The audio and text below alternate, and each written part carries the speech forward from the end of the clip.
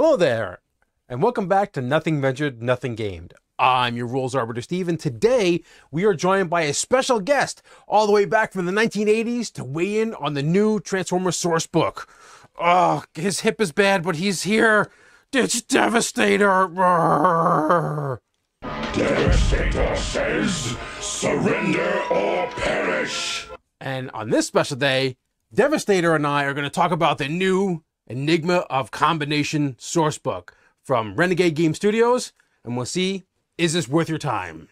Devastator. Now, before we get started, make sure you hit that subscribe button down below and hit that ring notification bell to be notified of our future videos if you like our content. All right, so we're going to jump right into the book. And I want to give a thanks out to GrimRants9255, as she's comment down below, for asking me to go through this book, which I already was intending to, but kind of pushed it up in the list. He also wanted us to go over the combiner system, which is a new system added, obviously, in the book, all about combiners. But you're going to see some images on the screen. I'm going to go through, first things, the quality of the book and the artwork in the book. Just like the books of the Transformers books before it, as you see the lovely artwork in the front of the book. The artwork, as you see, I'm going to flip through a couple of images here. The artwork is an amalgamation of traditional G1 80s versions, even some comic book versions, and some other characters. And it kind of shows you the gamut of the Transformers through the ages. Obviously, the game is still set in the 80s. It initially is set in the 80s version of the basically the TV show. It's kind of where the game picks up and is set. But yeah. Awesome artwork. I'm never disappointed with the artwork in the Renegade Games Studios Transformers books. It's always a good time. Nice thick paper. Like I said, this is the quality that we've come to expect from Renegade Game Studios. I'm pretty sure that this book's going to last. I don't think it's going to fall apart anytime soon. I've been kind of beating it up this last week, and I haven't seen any signs of degradation as of yet. Now, we've talked about what the book has in it with the artwork and the quality of the book, and like I said, I've never been disappointed, but let's get to the meat of what we're here for. What is in this book? And what is the benefit of picking up this book? So first, in the beginning of the book, there's a brief section, honestly not so brief, section on the lore, on the different types of combiners and the lore of combiners, given in the traditional way that Renegade Game Studios has been delivering the lore to their Transformers books, i.e. it's given from the perspective of someone talking about it to some other characters. So it's not just them verbatim telling you about it. It's almost like a story in and of itself, which I really do like that approach of like where you're listening to, and if you know these characters, you can imagine these characters talking to other Autobots or other Decepticons about the lore of Transformers. So if you don't know anything about combiners, or you're new to Transformers, or you're just new to the idea of combiners, and you haven't really been paying too much attention to the Transformers lore, combiners are when more than one Transformer combine together to make them greater than the sum of their parts. Sometimes this takes the form of a smaller Transformer or other ally forming the head of a larger Transformer. This is the case of the Headmasters. Or forming a powerful weapon wielded by the Transformer known as a Targetmaster. Maybe even forming the engine or power source of a Transformer when they're in their transform mode, and those are called Powermasters. But the most iconic of these is the Gestalt combiners, as you see here, displayed here, and hopefully he doesn't fall because he's got a bad hip. Devestator is one of the probably the most iconic combiners. There are 6 Transformers that make up Devestator. Usually combiner teams, and these are the Constructicons, where they are amalgamation, basically transform into a giant mega version of a Transformers. They make a devastating combatant. There are many stories in Transformer lore from the TV shows, comics, that really center around the idea of combiners. Hell, there was even a whole Transformers movie or show called Combiner Wars, where some characters were hunting down the combiners and other combiners were going crazy and just trying to take over. But what does this mean for your game? Well, with this book, you can now create combiner characters in your game. Now, I have been looking at the forums, not the forums, the Discord group. There have been talk about people making homebrew rules because before this book came out. But now you don't have to. Now the rules are right here to figure out how to play combiners. Whether that's a binary bonded, which is usually a 2 or 3 person combined together to make a basically a bigger but not so big transformer, or having one of these gestalt where you have a whole team, all of your characters combined together to make a behemoth. This book also helps GMs out to figure out how would you run a combiner focused campaign. They give you ideas, tier list of like, these are the ideas that you play at this tier, these are ideas you play at this tier, and they give the GMs not only combatants, enemies that are combiners of various types, but seeds for campaign ideas, how to run them together, and obviously all the rules for either NPCs turning into combiners, the players turning into combiners, and all that good stuff. This book also includes new influences, the idea of like what your character was before they decided to get into the war. And a lot of these are combiner focused, or if they're not combiner focused, they are focused at least your character having a connection with another character, whether that be an NPC or one of the other players. As well as 7 new origins, or different types of forms that a player can take. This also includes new focuses. Now, focus is basically like a specialization for your class. You get this at first level when you pick your class or your role. And there are brand new focuses, and these focuses are generally geared to, as I said before, they are generally geared to having your character, your role, interact with other characters in helping them, or maybe even being part of a combiner team. Each one of the core classes or core roles from the original core rulebook have gotten a new additional focus, except for the Mode Master, which got 2 new focus options. While these all focuses don't lead directly to combining, they all have synergies with being closely bonded to someone or another, like I said, either an NPC or another player. All right, I get it. I hear you. Get to the point. How does combining work? And what happens if you've already started playing your game and you're already invested and you already have levels into things, into your characters, and you've already built up your characters? Well, the first thing that I'm going to mention here is that I'm not going to go over every single rule for combining. If you really, there's only the basics. If this sounds like something that your group really finds something that's really interesting, I highly suggest you pick up this book or you pick up the PDF. So now back to how combining works. So there are several options in the book that let you start as a combiner right at first level. This could be with an NPC character controlled by the GM if you choose the binary bonded influence, or become part of a combiner team with the Gestalt member influence, which grants you access to become a member of a large or 4 or more person Gestalt member, or one of the smaller combiners which only have 2 or 3 combiner parts. If your game is already underway, the book suggests that as the GM, you can let the players retool their characters if they so desire, if they want to jump right in and become combiners right when this book comes out. But that isn't actually necessary unless your group wants to do that, because the perks that are required for you to combine are general perks. So they're open to anyone to take. Obviously, there are some restrictions. Each one has its own prerequisites. But if you don't want to retool your characters and you kind of want to keep playing your already existing game and slowly add combiners into it, that is an option that you can do here. If you're obviously making a brand new character, you can start right away. There are rules here for combining into a team as a bunch of players or as a member of an NPC team, meaning that maybe you join into the Combaticons or the Constructicons and join in temporarily, or you as all the players can choose to become a team all up onto yourselves. So now let's assume that the players already have the necessary perks and options either at first level, or they've retooled their characters, or they've leveled up into these options. How does combining work? I know that this is a little bit when I was reading online, and obviously the commenter had a question about. Well, it really depends on what kind of combiner you are. There are a little bit different rules depending on how many people are in your combiner group. A matched combiner, that's a combiner with 2 people or 3. 2 or 3 is usually the limit. You have to spend, each member of this team must spend 2 Energon points and a standard action on their turn.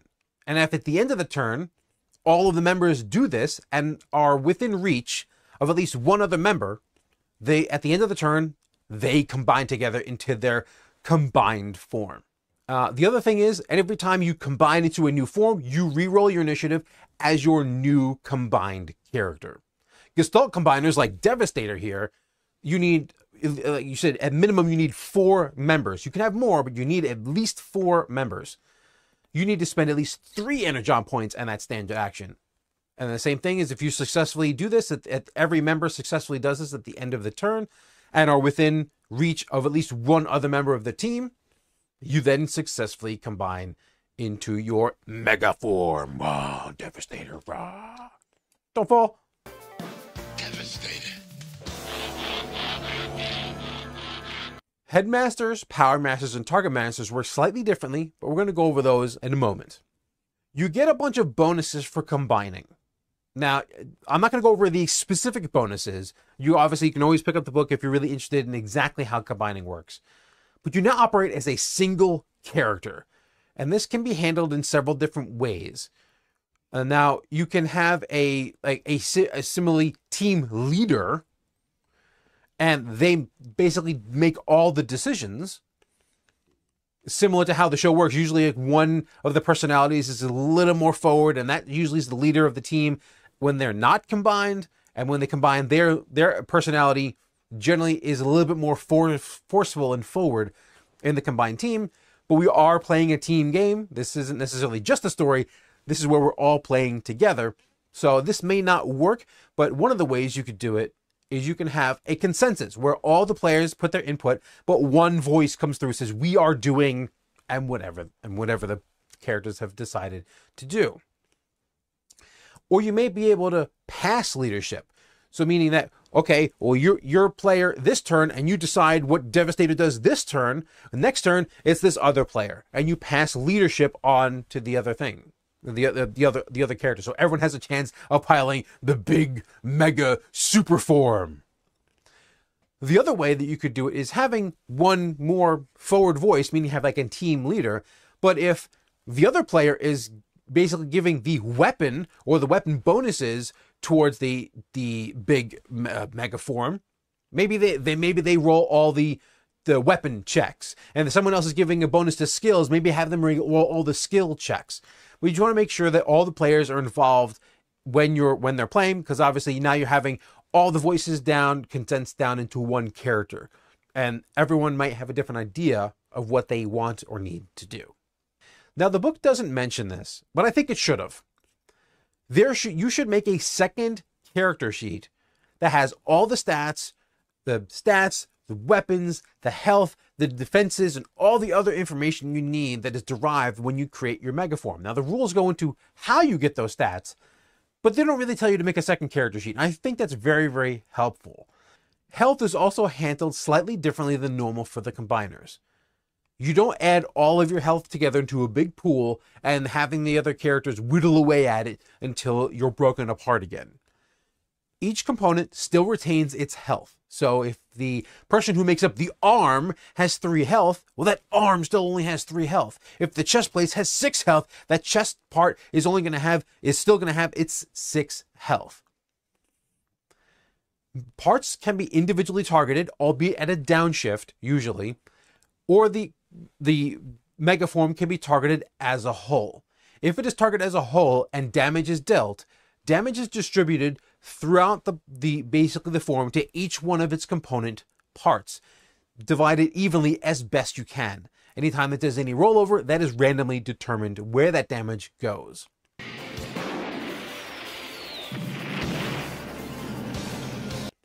You can target a component directly, specifically, and hit it, albeit it is more difficult to do, but then that component, if it's hit, will take all of the damage. If a component takes enough damage to bring it to 0, that component is disabled, and there are certain bonuses that may be lost because of this, but the combiner does not fall apart until more than half of its component parts are disabled. And then the combiner breaks apart into its constituent components. And just remember that being so big could add downshifts if you're trying to attack something that's very small. You know, Devastator trying to attack Bumblebee might be a hard time for Devastator because Bumblebee's fast and nimble and he's a small target to hit. While Bumblebee is attacking Devastator, it's an enormous target. So it's like almost he can't miss. So if you want to go look at page 183, at least in my copy, it's 183 for the core rulebook for more information on this. And it gives you a chart just to give you a little bit of detail on how that would work. And this is one of the reasons why you would not stay in your combiner form all the time. Being a combiner has many benefits, but also you are now taking many characters who have many individual actions that they can take on their turn and combining them down into one mega character. So you have to consider the loss of player turn as well as the heavy energon cost. And also during one turn, you all are not doing anything except combining. So this is something to consider when you're playing one of these mega or gestalt forms. Headmasters, Powermasters, and Targetmasters are a little simpler to play, but they're still very viable, especially if you want to emulate your favorite Autobot or Decepticon that you've watched in a show or read in one of the comics, or maybe played one of the games. Generally, you have an NPC ally that helps you combine together. Either it becomes your head as a Nebulon or a human, basically in a special suit become your head. So you're driving around your car or your tank, and then you want to transform into your bot form. You don't actually have a head. The head is actually coming from this other character, and you kind of meld personalities together. What this does is it gives you a bonus or benefit on skills that you both share. And this NPC is generally made by the GM, but obviously there's some back and forth to the GM that you would go through. Either that or powers you up like an engine, like an extra engine, like a souped up engine that you can, that kind of combines with you like a Powermaster, giving you access to an extra source of energon points. Or maybe it becomes a potent weapon for you to wield like a Targetmaster, which gives you a special attack as your minicon converts into the special weapon and gives you a special attack and edge or advantage on those attacks. Now, these allies can be attacked directly, but usually it's some downshift, making them harder to hit. Because it's only your head in the case, or it's only your weapon, or it's only some part of your engine or some part of your body that has a souped up engine in it. So they are generally harder to hit. And given some options, you can make it even harder to hit them. But if they are disabled, similar to when we're talking about the other form, that will kick you out of that form. Or in the case of a Targetmaster, you would lose access to that weapon until that little guy is repaired up.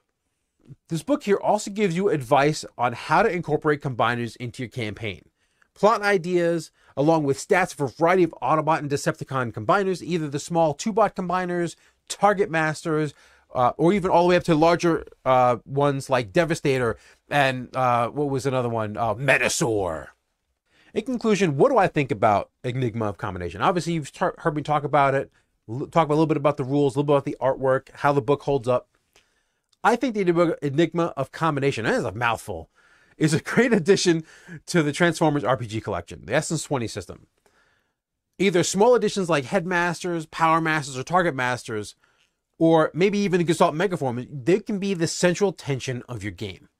There's even general perks in here for someone who wants to hunt down, like Windblade, wants to hunt down combiners and destroy them. There's even options for that.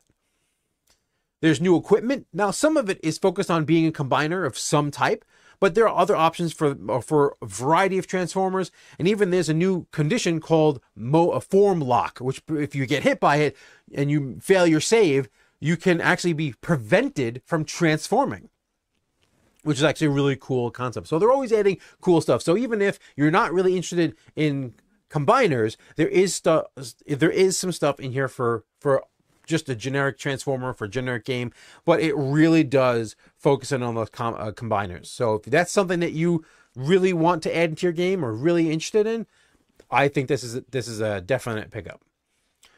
But that's just one person's opinion. That's just my opinion. Let us know in the comments down below if you're waiting for this book to add combiners or you've already added it through some homebrew attempt. If you like this video, do us a favor and hit that thumbs up button.